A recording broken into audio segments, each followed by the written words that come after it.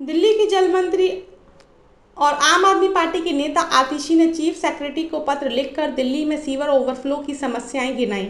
उन्होंने कहा कि गंदे नाले का पानी उफनाने से दिल्ली नर्क बन गई है। सीवर ओवरफ्लो की समस्या को दूर करने के लिए उन्होंने निर्देश भी दिए। आखिर इस चिट्ठी में क्या लिखा है, साथ ही उन्होंने क्या निर्देश दिए हैं। आतिशी ने बताया कि सीवर ओवरफ्लो से जुड़ी लगातार समस्याएं मिलने के कारण वो मोहन गार्डन और उत्तम नगर की डीके रोड गई थी। जब वो वहां पहुंची तो फनते नाले को देखकर वो दंग रह गई।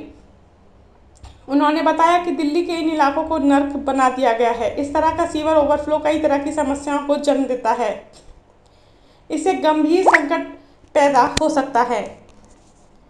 उन्होंने वहां के निवासियों से भी बात की। लोगों ने बताया कि यहाँ काफ़ी समय से ऐसा हो रहा है, लेकिन इस तरह की समस्या कभी पैदा नहीं हुई। लोगों ने जब दिल्ली जल बोर्ड को इसके बारे में शिकायत की तो वहाँ के कर्मचारियों ने उन्हें कई तरह की समस्याएं गिना दी, जैसे हमारे पास मशीन की कमी है, सीवर मेंटेनेंस के लिए प्राप्त कर्मचारी नहीं है, बजट और फंड भी नहीं है। इस कारण से हम ना तो सीवर मशीन बढ़ा सकते हैं और ना ही सीवर लाइन बदल सकते हैं। आतिशी ने विधायक नरेश बाल्यान का हवाला देते हुए लिखा है कि पिछले साल 73 कर्मचारियों को सीवर और पानी की पाइपलाइन की मेंटेनेंस के लिए लगाया गया था, लेकिन इस साल इन्हें घटाकर 18 कर दिया गया है। उत्तम नगर के सीवर की सफाई के लिए पिछले साल 14 मशीनें थी, लेकिन इस साल घटाकर 7 कर दी गई। मशीन और कर्मचारी की कमी के बारे में जब विधायक ने पूछा तो दिल्ली जल बोर्ड ने बताया कि उनके पास फंड की कमी है। दिल्ली विधानसभा ने दिल्ली जल बोर्ड को कुल 7,195 करोड़ रुपए का बजट पास किया था, लेकिन इसमें से वित्तीय वर्ष में 400 करोड़ के आसपास प्रस्तावित हो पाया है। बाकी का फंड से जुड़ी फाइलें दिल्ली जल बोर्ड, शहरी विकास विभाग और वित्त विभाग के बीच झूलती रहती हैं।